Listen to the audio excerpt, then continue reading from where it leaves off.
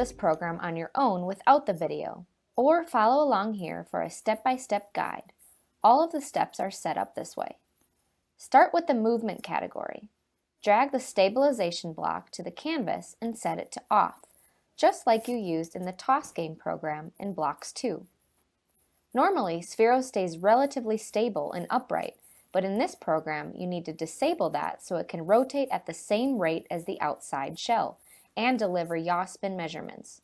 Otherwise, the yaw spin would read 0 as Sphero self-corrects inside the shell. You have used the aim functionality enough by now to notice the back LED.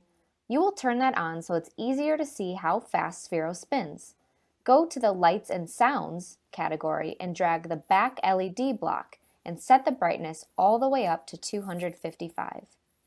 Next, drag a speak block in and enter Spin Sphero like a top to change the LED colors, to give anyone who sees this program the instructions they need.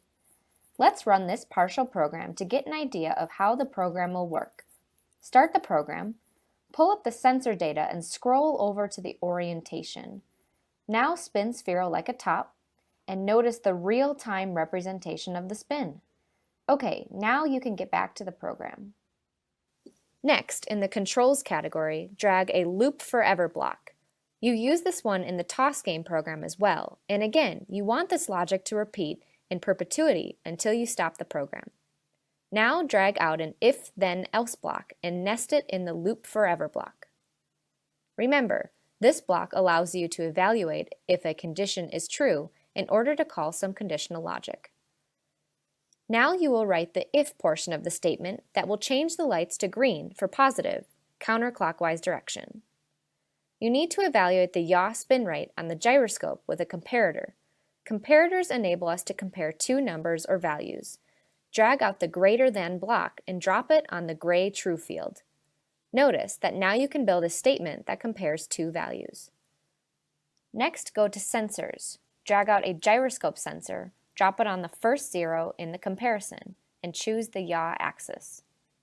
Leave the 0 to the right of the greater than sign as 0. The statement now reads, if the yaw spin rate is greater than 0, meaning only positive values, do something. Continue to the next step to write the if condition for positive spin rates.